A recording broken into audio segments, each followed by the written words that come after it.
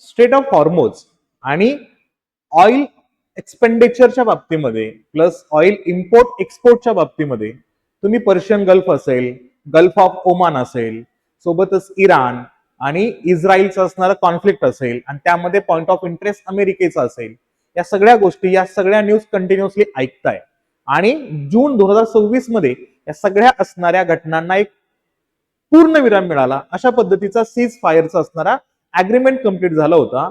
यामध्ये अमेरिका आणि इराण या गोष्टीमध्ये एक प्रकारे सहमती दर्शवून युद्धबंदीचा असणारा निर्णय त्या ठिकाणी घेताना दिसत होते. पण या असणाऱ्या सीज फायरच्या डिसिजनला आता परत एकदा या ठिकाणी काउंटर करण्यात आलेला आहे आणि अमेरिकेचा असणारा जो काही सेंट्रल कमांड आहे का, त्यांच्या सेंट्रल कमांडनं इराणवरती जवळपास 140 असणाऱ्या ठिकाणांवरती हल्ला केला आणि त्याचं प्रत्युत्तर देण्यासाठी आज पहाटे एक सगळ्यात महत्वपूर्ण असणाऱ्या घटना या ठिकाणी कंप्लीट होताना दिसतात. ते म्हणजेच काय, इराणचं असणार प्रत्युत्तर. ते इराणनं प्रत्युत्तर हे काल रात्रीपासूनच द्यायला सुरुवात केली होती आणि त्या असणाऱ्या प्रत्युत्तराच्या अंतर्गत जर बघितलं आपण तर 5 देशावरती इराणनं हल्ला केलाय. ज्या ठिकाणी अमेरिकेचा असणारा बेस स्टेबल आहे का, तिथं हल्ला करण्याचा प्रयत्न या ठिकाणी होतोय आणि त्याच अनुषंगाने असणारा जो रेफरन्स आहे तुम्हाला इथं दिसेल मॅपमध्ये, तर हे 5 देश आहेत. कोणकोणते?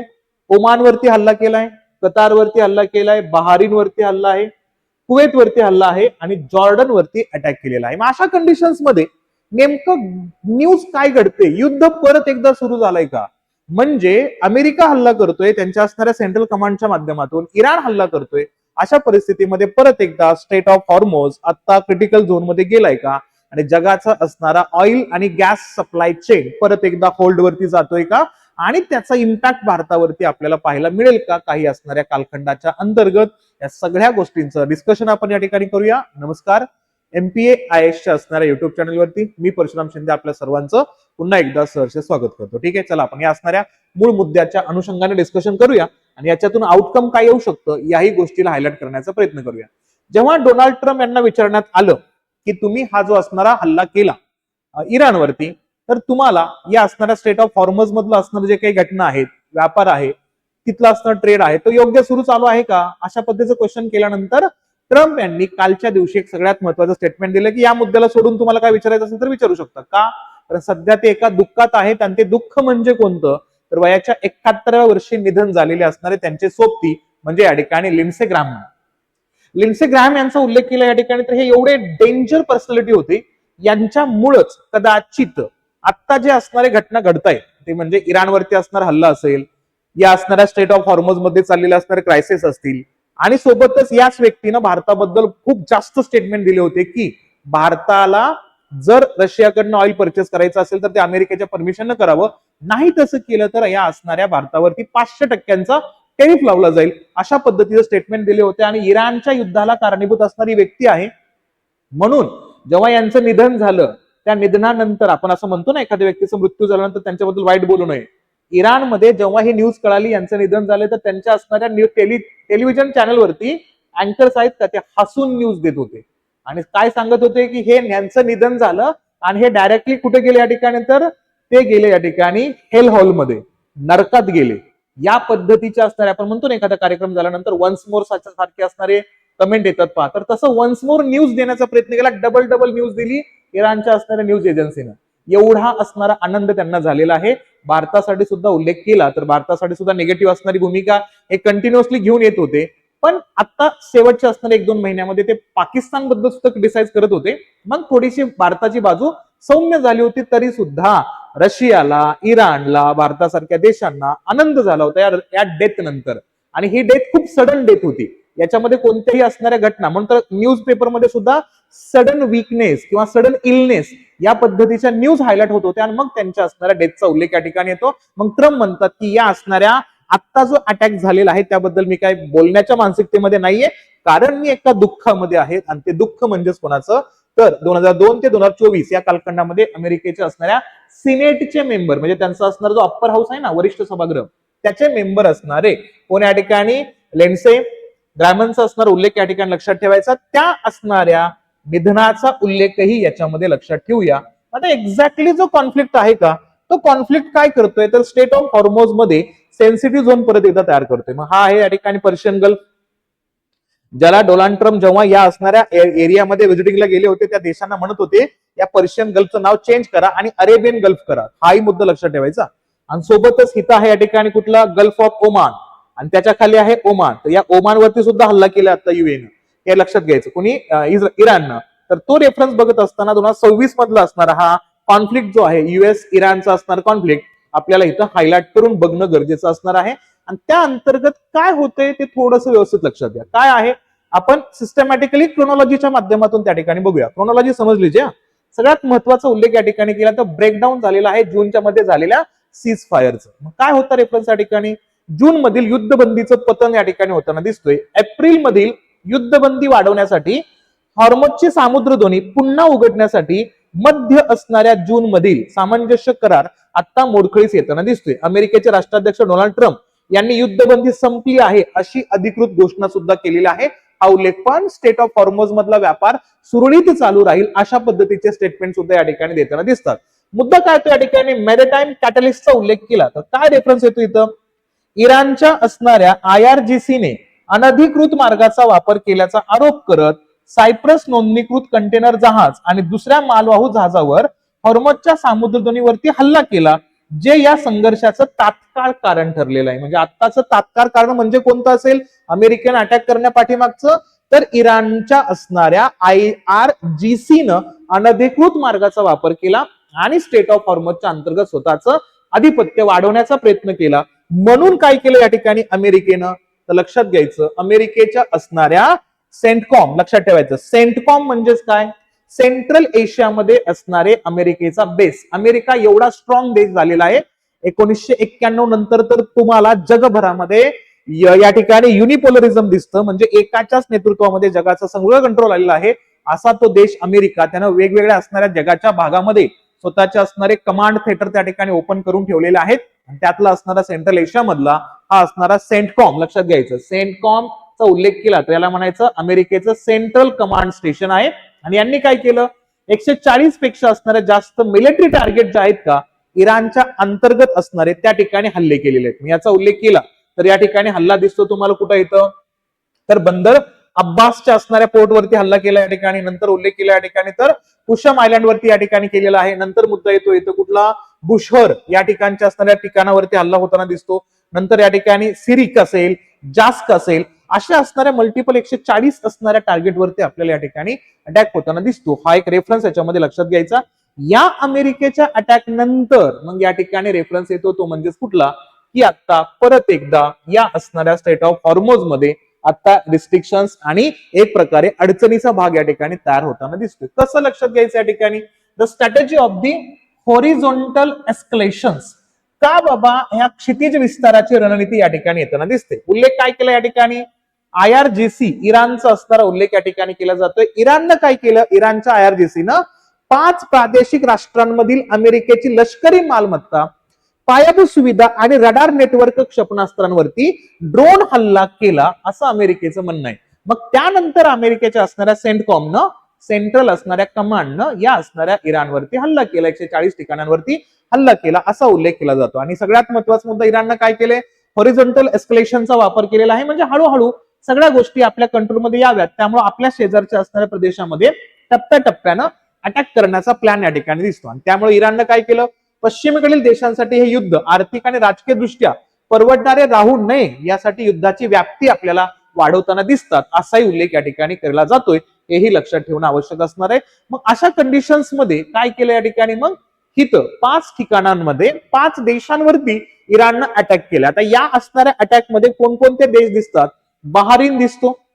बहारीन मध्ये काय तर टार्गेट केले बहारीन या देशाला न करता युएसचा मिलिटरी असणार जो कमांड आहे का इन्स्टॉलेशनचा असणार एरिया असेल ड्रोन कमांड सेंटर असतील ना त्या ठिकाणी अटॅक केलेला आहे. कुठं बहारीनच्या अंतर्गत. तो कुठं असेल या ठिकाणी तर तो असेल जुफेर या ठिकाणी असणार आहे. तिथं अटॅक केला. नंतर कुवेत मध्ये अटॅक केला. कुवेत मध्ये पण अटॅक केला. तो कुठे केला या ठिकाणी तर लक्षात घ्यायचं अली अल सलीम एअर बेस वरती अटॅक केलाय. कुवेत एअर डिफेन्स सिस्टीम वरती सुद्धा या ठिकाणी अटॅक केलेला आहे. हॉस्टाईल ड्रोनच्या माध्यमातून अटॅक झाला.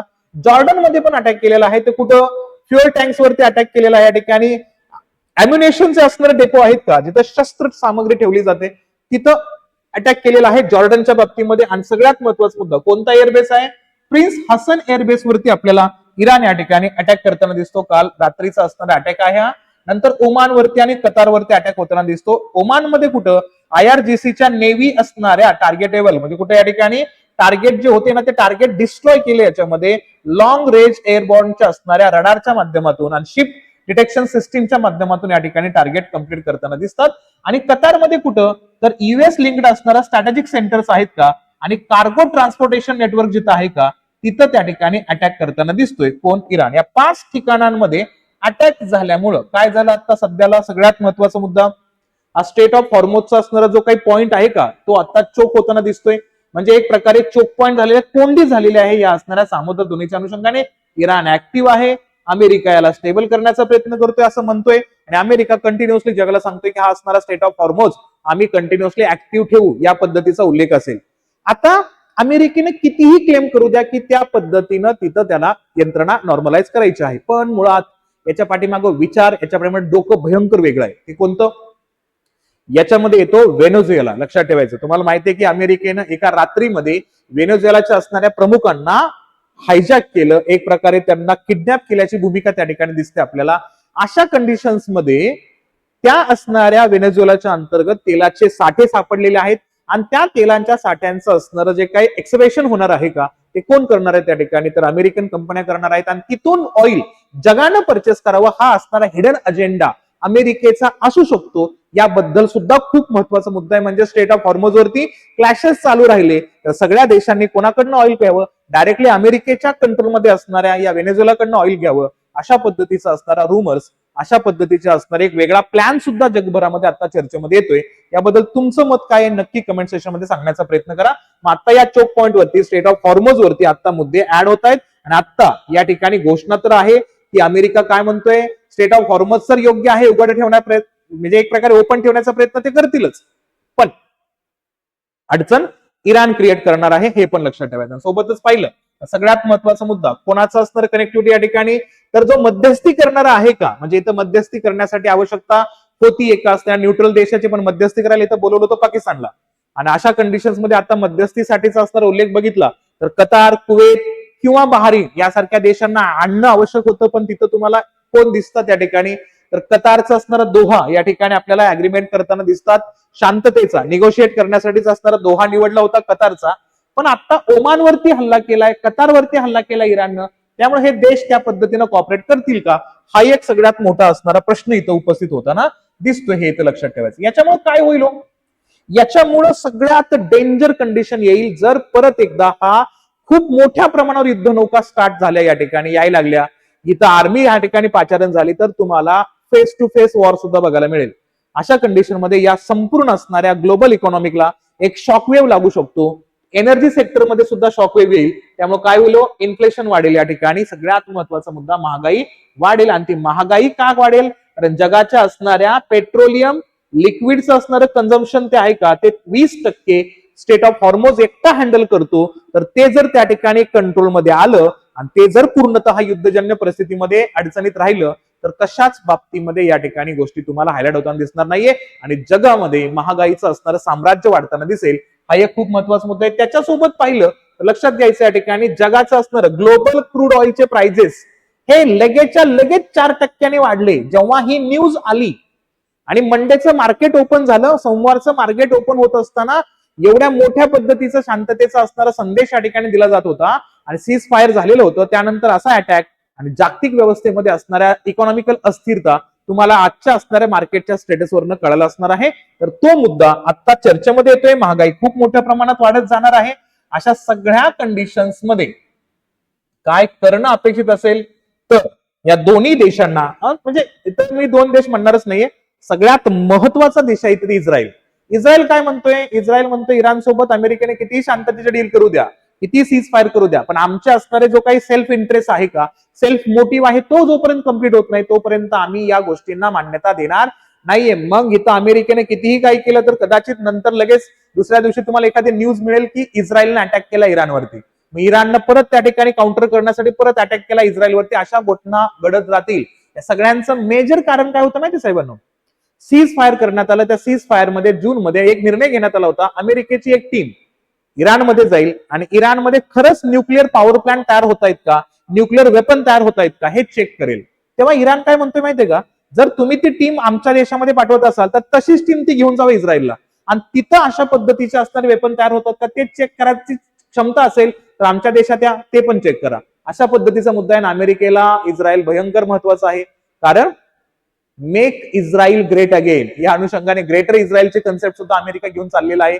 याच्यामुळे सिरियाच्या जवळचा असणारा गोलन हाईट्स वरती कंट्रोल सुद्धा अमेरिकेच्याच प्रेझेन्समुळे आता इस्रायलच्या कंट्रोलमध्ये आलेला आहे. अशा सगळ्या घटनांचा रेफरन्स पाहिला तर कुठे ना कुठे तुम्हाला हे सगळी यंत्रणा शांत करण्यासाठी इस्रायलचं असणारं शांत होणं हे खूप जास्त महत्वाचं आहे. असं असेल तर त्या ठिकाणी मुद्दा येतो तो म्हणजे पॅलेस्टाईन या असणाऱ्या देशाबद्दलची असणारी अंतिम मान्यता त्या ठिकाणी रद्द व्हावी आणि एकच देश म्हणून इस्रायलला ऍक्सेप्ट करावं अशा पद्धतीचे इस्रायलची मागणी त्या ठिकाणी जर पूर्ण झाली तर इस्लामिक बहुल देशांनी ही यंत्रणा मान्य केली म्हणून त्यांच्याच देशामध्ये त्यांचं सरकार 100% पडणार. जसं की आता या ठिकाणी शरीफांचं असणारं सरकार पाकिस्तानमध्ये आहे, तर त्या असणाऱ्या शरीफांच्या सरकारनं मुळातच पॅलेस्टाईन या देशाला पाठिंबा द्यायचा नाही यासाठी ते गव्हर्नमेंटमध्ये आलेत असा असणारा क्लेम केला होता कुणी, इम्रान खान यांनी तुरुंगात जायच्या अगोदर. अशा कंडिशन मध्ये प्रत्येक पार्टीला त्या ठिकाणी या असणाऱ्या नामुष्कीला सामोरं जावं लागेल. कुठं, जेव्हा इस्लामिझमच्या अनुषंगाने हा मुद्दा येईल, कारण इस्लामिक कंट्री पॅलेस्टीनला मान्य करतात, त्या गोष्टीला मान्यता देतात. गाझा स्ट्रीपवरच्या असणाऱ्या लोकांचं असणारं जे काही नुकसान झालेलं आहे, लोकांच्या असणाऱ्या जीवन मृत्यूचा प्रश्न आला त्याला सुद्धा ते हायलाइट करत राहतात. त्यामुळे हा मुद्दा तितकाच महत्वाचा आहे. म्हणून आता जगामध्ये या सगळ्या कॉन्फ्लिक्टला परत एकदा तोंड देताना दिसणार आहे जग, कारण इकॉनॉमिकल असणारा कंटेमिनेट जो आहे का तो आता परत एकदा रिटर्न येतोय. संपूर्ण आर्थिक नाकेबंदीची पुनर्स्थापना आता या ठिकाणी निर्माण होताना आपल्याला दिसणार आहे. मग त्याच्यातून आपल्या भारताला काय करणं गरजेचं आहे, भारताला आपली असणारी एनर्जी सेक्टर, एनर्जी नीड आपल्याला योग्य पद्धतीनं आयडेंटिफाय करून त्याच्यावरती ऑप्शन शोधावं लागणार आहे. कारण आता आपण डायरेक्टली पायवट होऊ शकत नाहीये, आपण डायरेक्टली लगेचच्या लगेच आपला सगळ्यात रस्ता चेंज करू शकत नाहीये. त्यासाठी आपल्याला योग्य पद्धतीने विचार करावा लागेल. जसं की वेस्ट एशियन क्रूडच्या बाबतीमध्ये आपल्याला कशा पद्धतीनं पर्याय उपलब्ध करावा लागेल. या असणाऱ्या इराण, इराक असेल, सौदी अरेबिया असेल, या देशातून ऑइल घेण्याऐवजी दुसरा ऑप्शन आपण त्या ठिकाणी तयार करू शकतो का. आपल्या असणाऱ्या इंडियन एनर्जी सिक्युरिटीला खूप मोठा असणारा या ठिकाणी थ्रेटन आहे, धोका आहे या असणाऱ्या स्टेट हॉर्मोजच्या असणाऱ्या भूमिकेमुळे. मग त्यात भारत कसा पॉझिटिव्हली या ठिकाणी उभा राहतोय याच्याकडेही जगाचं लक्ष आहे. सोबतच पाहिलं या ठिकाणी तर सगळ्यात महत्वाचा मुद्दा इथं इंडियन डायस्पोरा आणि इंडियन रेमिटन्स वरती सुद्धा खूप मोठा इम्पॅक्ट पडतोय. कारण तुम्हाला माहितीये भारतातून सगळ्यात जास्त कामगार कुठे जातात कामाला, गल्फ कंट्रीज मध्ये. आणि गल्फ कंट्रीज मध्येच कामाला जास्त असल्यामुळे मागच्या 3 वर्षांमध्ये आपल्या भारताचा रेमिटन्स जगातला सगळ्यात नंबर 1 चा रेमिटन्स आहे. रेमिटन्स म्हणजे इतर देशामध्ये आपले नागरिक जातात आणि तिथून उत्पन्न कमवून आणतात, तर त्यामध्ये भारत मागचे 3 वर्ष सलग नंबर 1 वरती आहे. अशा कंडिशन मध्ये युद्धजन्य परिस्थिती कंटिन्यू चालू राहिली तर रेमिटन्स भारतात येणं कमी होईल. प्लस जे या गल्फ कंट्रीज मध्ये राहणारे भारतीय लोक म्हणजे भारतीय नागरिकत्व असणारे नाही, ज्यांच्याकडे मानसिकता भारतीय आहे, असा इंडियन डायस्पोराला सिक्युअर करणं भारताचं सगळ्यात मोठं टार्गेट असू शकतं. त्यामुळे आपण त्या देशांसोबत कोलॅबरेशन करून आपल्या असणाऱ्या भूमिकेला स्ट्रॉंगली मांडणं गरजेचं आहे. त्यासाठी सगळ्यात महत्वाचा मुद्दा आपल्या हातातून जाणार आहे कायमचा कदाचित, तो म्हणजे चहाबार पोर्ट, जो भारताने फंडिंग देऊन या ठिकाणी इराणमध्ये तयार केलेला होता. त्याला आपण 2026-27च्या बजेटमध्ये 1 रुपया पण न देता आपण आपली मैत्रीपूर्ण व्यवहार इराण सोबतचा आपण बऱ्यापैकी कमी केलेला आहे. अशामुळे आता आपल्याला त्या ठिकाणी अशी परिस्थिती कदाचित होऊ शकते आपली या ठिकाणी ना घरका ना घाटका अशी होऊ नये. त्यासाठी आपल्याला सिक्युअर राहून आपली असणारी फॉरेन पॉलिसी थोडीशी शिफ्ट करावी लागणार आहे. या मुद्द्याबद्दल तुमचं मत कमेंट सेक्शन मध्ये नक्की सांगा. अशाच असणाऱ्या क्वालिटी कंटेंटला, क्वालिटी सेशन्सला बघण्यासाठी आपल्या असणाऱ्या MPA-IAS च्या युट्यूब चॅनलला सबस्क्राईब करा आणि सेशन आवडला असेल तर लाईक करा, जास्तीत जास्त विद्यार्थ्यांपर्यंत शेअर करा. ठीक आहे, चला थांबूया इथं, आपण भेटूया नेक्स्ट सेशनला. तोपर्यंत काळजी घ्या आणि अभ्यास करत राहा. थँक्यू.